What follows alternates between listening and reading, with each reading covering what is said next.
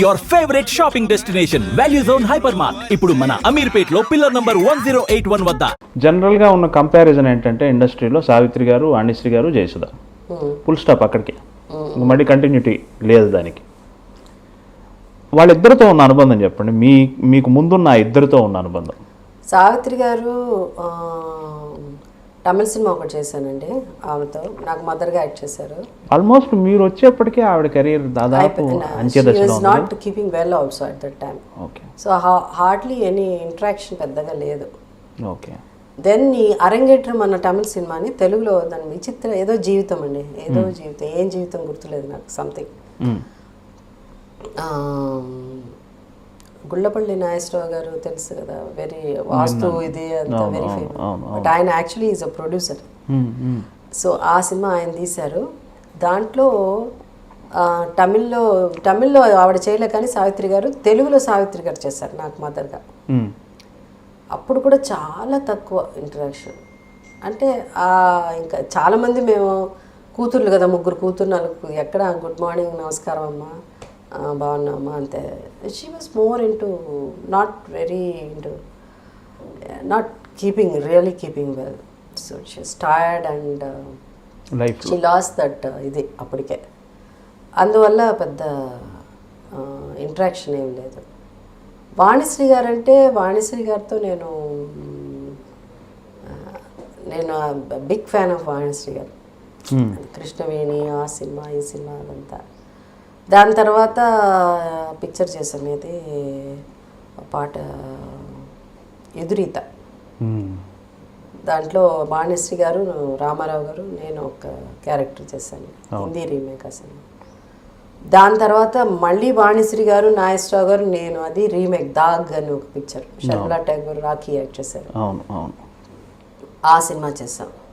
అట్లా వాణిశ్రీ గారు కొంచెం చెప్పారు, జయసుధ ఇట్లా చెప్పాలి కొంత అట్లా అని, కొంచెం బిగినింగ్ డేస్లో కొంచెం సపోర్ట్ చేసి నేర్పించేవారు వాణిశ్రీ గారు. ఫెంటాస్టిక్. ఐ మీన్ ఆ రోజుల్లో వాళ్ళందరినీ చూస్తే ఒక హీరోయిన్ అంటే హీరోయిన్ వచ్చినట్టే ఉంటుంది. దార్ ఆఫ్ హీరోయిన్ ఇట్లా దిగుతున్నారండి జయలలిత గారిని, వీళ్ళు కార్లోంచి ఇట్లా దిగితేనే ఏదో ఒక మహారాణి దిగినట్టు, క్వీన్ దిగినట్టు. వాణిశ్రీ గారు కూడా అట్లాగే. జయలలిత గారితో అనుబంధం ఉందండి? Yeah, we did only one film అండి, నేను జయలలిత గారు. బట్ వీ యూస్ టు, ఆమె షూటింగ్కి అవుట్డోర్కి వెళ్ళేటప్పుడు అదే చోట మాకు షూటింగ్లు జరిగేది. Okay. So we used to stay in same hotel. So అట్లా 2-3 times we became quite close. చాలా మందిని అడిగాను, ఆవిడ చాలా రిజర్వ్డ్గా ఉండేవాళ్ళు. మాట్లాడరండి, చాలా తక్కువ, వెరీ రిజర్వ్డ్ ఇన్ సెన్స్ ఆవిడ పని ఆవిడ చేసుకోవడం. అంటే వేవ్ లెంత్ డిఫరెంట్గా ఉంటే కష్టం అండి, అంతే. సో ఆవిడ పని she's also, she reads lot. చదివేవారు, ఎక్కువ పుస్తకాలు చదువుతారు, అది పలకరిస్తే పలకరిస్తారు, కూర్చొని మాట్లాడతారు. And especially when we went to this outdoor, అప్పుడు అవుట్డోర్ వెళ్ళినప్పుడు ఆ రోజు ఆమెకు షూటింగ్ లేదు, నాకు ఉన్నింది షూటింగ్, పక్కపక్కనే రూములు. సో నాకు ఒంట్లో బాగాలేదు, ఫీవర్, హై ఫీవర్, షూటింగ్ జరుగుతున్నది నేను లేకపోయినా. సో మా నాన్నగారు అంతా ఆ రోజు అంతా మనం ఇడుకులో అదే కొలోన్ నీళ్ళలో వేసి ఖర్చీఫ్ పెట్టి మనం పెట్టుకుంటాం కదా, అట్లా మా నాన్నగారు వచ్చారు, మా మదర్ రాలా. సో ఆయన ఇట్లా పెట్టేసి వెళ్ళి బయట నించుని, సో అట్లా ఆ రోజు నేను షూటింగ్కి వెళ్ళిపోతే she came 4 o'clock. there was a knock. మా నాన్న అన్నారు, నేను కిందకి వెళ్ళేసి వస్తా కాసేపు 5 minutes, రూమ్లోనే కూర్చొని ఉన్నా, తగ్గిపోతుందిలే అలా అనేసి. She came inside, can I come in, she said. పక్కన వచ్చి కూర్చొని మళ్ళీ ఆ నీళ్లు మార్చి, she took care of me. 10-15 మా నాన్నగారు వచ్చినంతసేపు she was there. Wonderful experience. ఊటీలో మీరు ఎప్పుడు చెప్పినట్టు కూడా లేదు మీడియాలో. So so sweet she was. So ఇప్పుడు ఎలా మాట్లాడేవారు ఆమె, అప్పుడు కూడా అదే. ద స్టైల్ ఆఫ్ స్పీచ్ కానీ, ద స్పీకింగ్ విధానం కానీ ఏది మారలేదండి. ఆమె అదే స్టైల్, అదే వాకింగ్ నుంచి, కూర్చోవడం నుంచి, మాట్లాడడం నుంచి, ఈచ్ వర్డ్. చీఫ్ మినిస్టర్ అయిన తర్వాత మార్పులు ఏం లేదు. Speak even when she was అంత టాప్ హీరోయిన్గా ఉన్నప్పుడు. సో అందువల్ల ఏ సినిమా చేసింది ఒక సినిమా, ఆమె 100th పిక్చర్ మేము ఇద్దరం కలిసి చేస్తాం, బాగ్దాద్ పీరియడ్కి అని, జయలలిత గారి 100th పిక్చర్.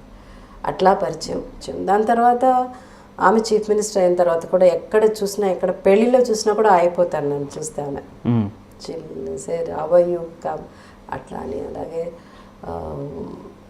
ఈవెన్ వాళ్ళ అదేంటి later on we wanted to do a serial, so Jaya టీవీలో కూడా మాకు ఆమె సీరియల్ ఇప్పించారు త్రూ జయలలిత గారు. జయా టీవీ అంటే అది ఛానల్ సపరేట్, దానికి సపరేట్ CEO అంతా ఉంటారు. సో ఛానల్ ద్వారా వెళ్తే మనకి రాదు సీరియల్, కష్టం, వెయిటింగ్ లిస్ట్ ఉంటుంది కదా. పైగా జయసుధ అంటే వాళ్ళకి పెద్దగా, నేను అప్పటికి ఇంకా తెలుగులో నేను చెప్పేది ఇక్కడ 2004-05 చెప్తున్నాను. ఓకే. సో జయసుధ అంటే అప్పటికి తమిళ్లో అసలు లేను, నేను చేయట్లే, సినిమాలే లేవు కదా, 2005కి లేను అస్సలు. సో వాళ్ళకి పెద్దగా ఎవరికి తెలీదు జయసుధ అంటే. బట్ ఎట్లా, so I want to do a serial అనేసరికి ఇట్ ఈస్ త్రూ హర్. అప్పుడు మనకి సినిమాలు కూడా పోయి హ్యాండ్స్ అప్ పెద్ద ఫ్లాప్ అయింది. సో ఫైనాన్షియలీ చాలా టఫ్ డేస్ అది.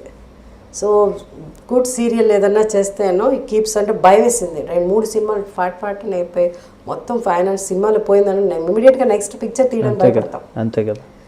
So what to do as a producer, my husband has to do some work. అలా అది అనేసరికి మెసేజ్ వెంట్ టు హర్.